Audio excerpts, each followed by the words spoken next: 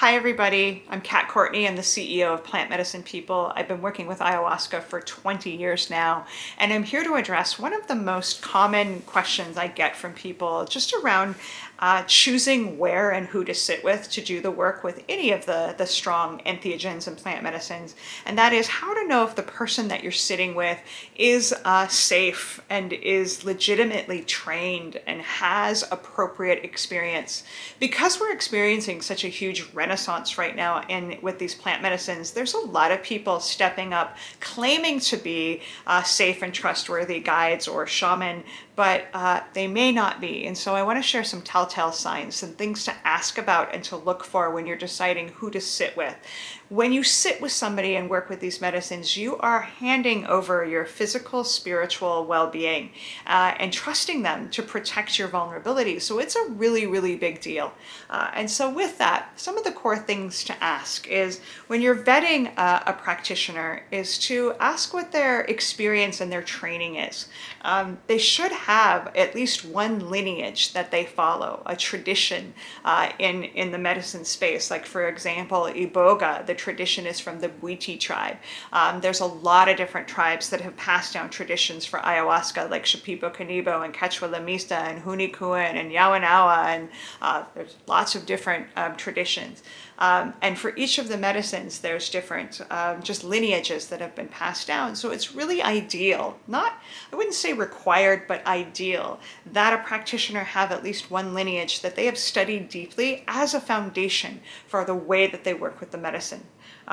They should not be self-taught. They should absolutely have worked or ideally continue to work under the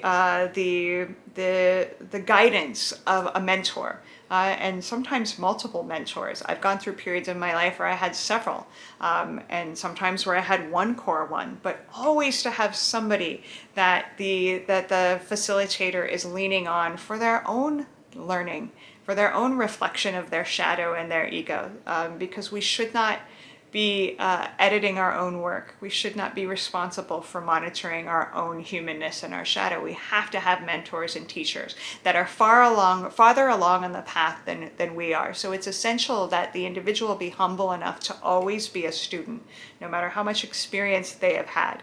I suppose if you're an 80-year-old maestra, then you probably get a pass. But anything before that, they should have teachers in place that they are still leaning on for assistance.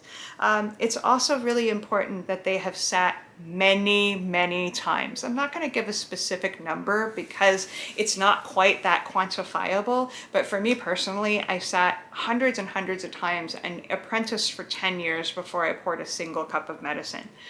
That's what it took to learn enough before I felt like I was authorized to pour medicine for a single person. And even then, I was terrified. So just there's some reluctancy. I have a friend who has an expression that he doesn't trust a plant medicine facilitator that isn't in part reluctant. There's a humility in the individual. They've been humbled. They've probably had ego deaths or at least multiple experiences of going to the edges of what they think they can handle. Anything less is unsafe. So I don't trust people that are relatively new to the medicine and that don't know what it's like to have the worst night of their lives in that portal. That is part of the experience that we learn the potency of the medicine and how to handle ourselves in that case, because you don't want to be sitting with somebody who goes through the worst night they've ever had with the medicine, you know, the first time of being humbled. That's really dangerous. So make sure that the person has gone through some shit, so to speak, has really understood the potency of the medicine that they carry.